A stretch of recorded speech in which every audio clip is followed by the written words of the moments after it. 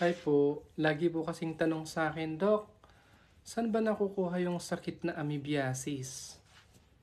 Yun pong amoebiasis po, galing po kasi yun sa mga pagkain o tubig na infected ng tinatawag nila na Entamoeba histolytica cyst.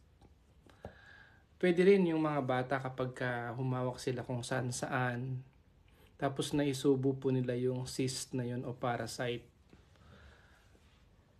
Pero saan nanggaling yung cyst? Galing po yun sa tae ng tao na infected ng Entamoeba histolytica cyst. Kaya dapat po lagi pong naghuhugas ng kamay yung tao na infected nung Entamoeba histolytica cyst na yun para hindi niya maipasa o mapunta sa mga pagkain or sa tubig.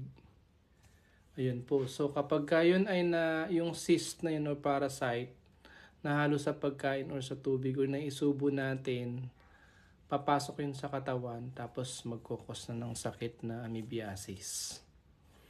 Ganun po yun. Galing po yun sa pagkain, tubig at pag naisubo po ng bata.